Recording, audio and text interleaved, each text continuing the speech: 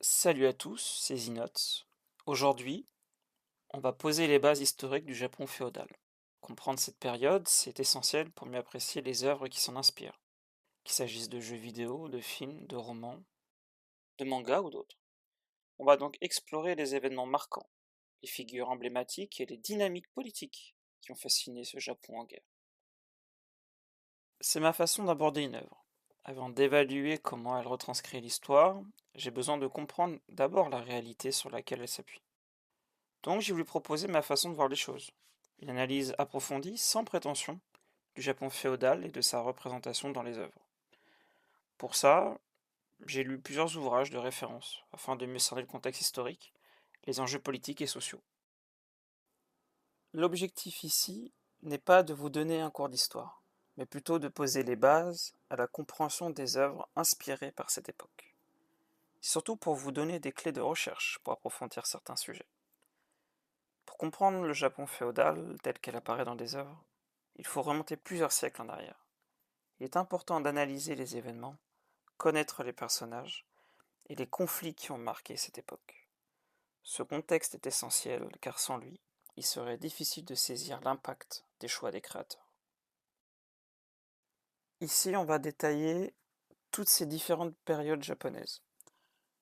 Il y en a énormément, mais on va commencer par l'ère Yamato, car selon moi, c'est plutôt le début de tout ce qui va arriver par la suite et tout ce que l'on verra ou tout ce que l'on voit dans les différents jeux présents aujourd'hui. Donc aujourd'hui, on va plutôt commencer et détailler un peu, en tout cas pour vous donner des éléments de recherche sur l'ère Yamato. Alors, revenons aux origines du Japon unifié, l'ère Yamato. Avant le IIIe siècle, le Japon était morcelé en petits clans rivaux. L'ère Yamato marque le début d'une centralisation, avec une famille qui s'impose, les Yamato. Leur légitimité, ils disent descendre de la déesse du soleil, Amaterasu. L'empereur devient ainsi une figure d'unité, mais son pouvoir est avant tout symbolique.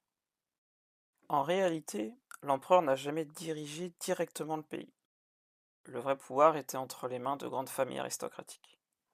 Par exemple, les Fujiwara contrôlaient la cour impériale en mariant leurs filles aux empereurs. Plus tard, d'autres clans comme les Taira et les Minamoto vont émerger et bouleverser cet équilibre. Les rivalités entre ces clans deviennent de plus en plus violentes. Les clans Taira et Minamoto s'affrontent dans des guerres qui finiront par donner naissance à un Japon féodal. Progressivement, ce ne sont plus les aristocrates qui dominent, mais des guerriers, entre autres des samouraïs et leurs daimyos, des grands seigneurs qui dirigent une zone plus ou moins importante.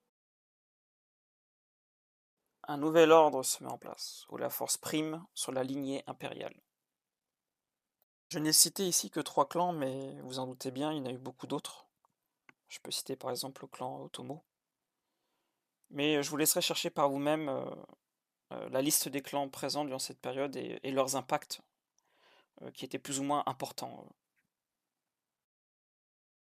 Du coup ici, je n'ai cité que les Fujiwara, Taira et les Minamoto, car ce sont des clans qui étaient les plus proches du pouvoir. L'ère suivante est l'ère Heian. L'ère Heian marque une transition majeure dans l'histoire du Japon. C'est une période où le pouvoir impérial commence à s'effacer au profit des familles influentes et des clans guerriers. C'est aussi là que la base du Japon féodal se met en place, avec l'émergence des daimyos et des samouraïs. Au début de l'ère Heian, le pouvoir impérial est encore au centre du pays, mais il commence à perdre en influence. Pendant ce temps, de grandes familles, comme les Fujiwara, contrôlaient la politique en plaçant leurs membres au plus haut niveau du gouvernement. Mais avec le temps, ce sont surtout des clans guerriers qui vont prendre de l'importance. Deux clans vont s'affronter pour le contrôle du Japon, les Taira et les Minamoto. Cette rivalité culmine avec la guerre de Genpei, un conflit sanglant qui va redessiner le pays. L'affrontement décisif aura lieu en 1185 lors de la bataille de Dan no Ura. Les Minamoto remportent la victoire et mettent fin à la domination des Taira. Après cette victoire, Minamoto no Yoritomo devient le premier shogun en 1192. il instaure un shogunat, un gouvernement militaire où l'empereur n'a plus qu'un rôle symbolique. C'est un tournant majeur. Désormais, ce sont les guerriers et les seigneurs locaux qui dirigent réellement le pays. Le Japon entre pleinement dans une ère féodale, dominée par les samouraïs et les daimyo. Le shogun n'était pas encore une institution permanente, comme il le deviendra sous le shogunat de Kamakura. À cette époque, le titre de Sei Taishogun, qui signifie grand général pacificateur des barbares, était un titre temporaire accordé par l'empereur à un chef militaire chargé de mener des campagnes contre des tribus du nord du Japon, comme les Emishi. Ce n'est qu'en 1192, après la victoire des Minamoto lors de la guerre de Genpei, que le titre devient un poste héréditaire et la fonction suprême du gouvernement militaire, marquant le début du shogunat. Donc c'est sous l'ère Heian, le shogun était simplement un général militaire désigné pour une mission spécifique, et non un dirigeant effectif du Japon. Je vous ai montré ici une carte qui concerne la guerre de Genpei, qui montre un peu les forces en présence et un peu de détails sur les Taira et les Minamoto. On va passer à l'ère Kamakura, donc qui est l'ère suivante. L'ère Kamakura marque une transformation radicale du Japon. C'est la première fois que le pouvoir passe entièrement aux mains des guerriers, avec un gouvernement militaire dirigé par un shogun. Mais cette période est aussi marquée par des conflits internes, des tentatives de restaurer le pouvoir impérial et même des menaces extérieures comme les invasions mongoles. Après la victoire des Minamoto sur les Taira en 1185, comme je l'ai dit précédemment, Minamoto no Yoritomo devient officiellement shogun en 1192. Cependant, après la mort de Yoritomo, ce sont les Hojo qui prennent le contrôle, à travers une régence, faisant du shogun une marionnette politique. En 1221, l'empereur Go-Toba tente de reprendre le pouvoir avec la révolte de Jokyu. Donc Go-Toba était l'empereur en présence, mais on sait qu'un empereur n'a pas vraiment de pouvoir. Il n'a qu'un statut symbolique. Donc après cette révolte, il est vaincu et est exilé. Cette victoire renforce le contrôle du clan Hojo, mais le shogunat fait face à un autre danger. En 1274 et 1281, les Mongols de Kublai Khan tentent d'envahir le Japon. Mais ces guerres affaiblissent économiquement et militairement le shogunat. Malgré leur victoire contre les Mongols, les Hojo perdent le soutien des daimyos et des samouraïs. En 1333, l'empereur Go-Teigo et le clan Ashikaga lancent une révolte et renversent le shogunat Kamakura. Mais, au lieu de restaurer l'autorité impériale, ce sont les Ashikaga qui prennent le pouvoir, ouvrant une nouvelle période de conflits et de guerres civiles sous l'ère Muromachi. Durant cette partie, j'ai cité 2 empereurs. Je ne cite pas tous les autres empereurs présents, d'où ils viennent, leur famille, etc., etc. Je vous laisse regarder ça en détail de votre côté. On va donc parler de la prochaine ère, qui est l'ère Muromachi. Après la chute du shogunat de Kamakura en 1333, le Japon connaît une période de trouble. L'empereur Go-Teigo, qui avait été exilé par les Hojo, tenta de restaurer un pouvoir impérial fort. Mais rapidement, son principal allié, on va dire, le général Ashikaga Tagoji, le trahit. Tagoji prend Kyoto en 1336, chasse l'empereur et installe son propre régime, le shogunat Ashikaga. Contrairement au shogunat de Kamakura, qui avait su maintenir un contrôle militaire solide, celui des Ashikaga repose sur des alliances précaires et un pouvoir plus fragmenté. Contrairement aux précédents shoguns, les Ashikaga ne parviennent pas à imposer une autorité forte sur tout le pays. Leurs influences se limitent surtout à Kyoto et aux régions environnantes.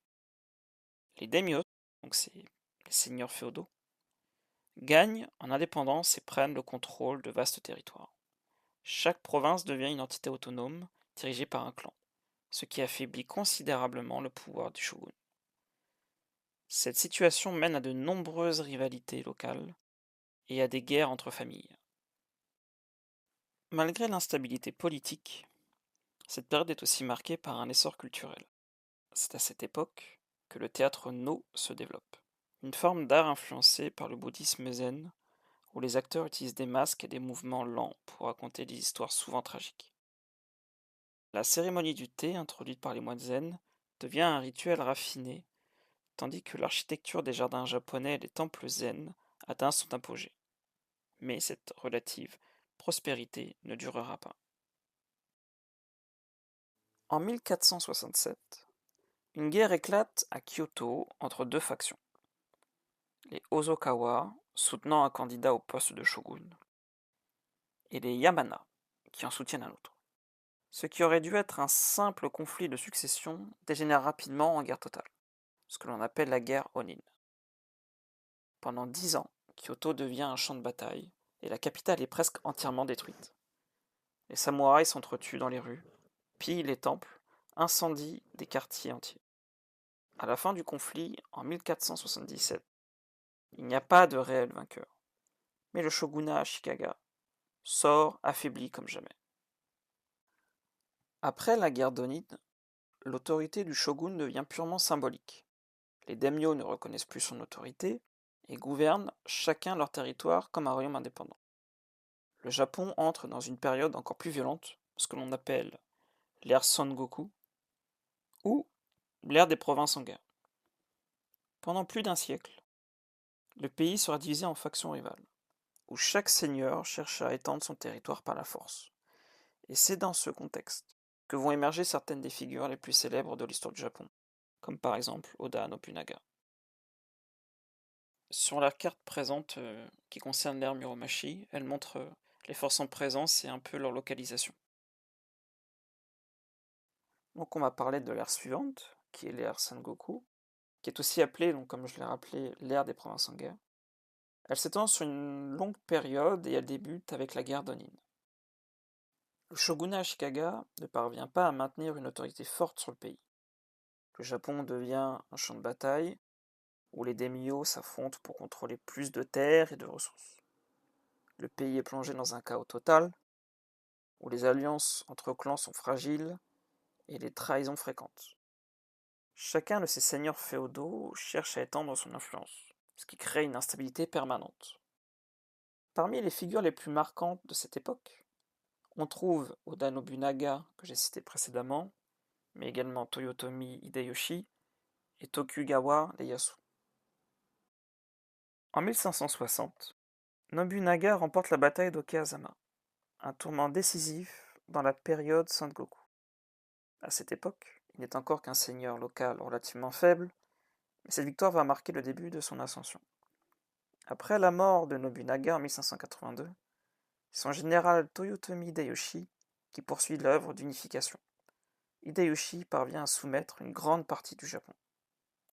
Et enfin Tokugawa Ieyasu, après sa victoire à la bataille de Sekigahara en 1600, il fonde le shogunat Tokugawa en 1603, mettant ainsi un terme à la période Sengoku et amorçant l'ère Edo, une période de paix et de stabilité. Sur l'ère Sengoku, je vais vous montrer plusieurs cartes que je trouve intéressantes. La première, elle montre l'évolution de l'empire Oda.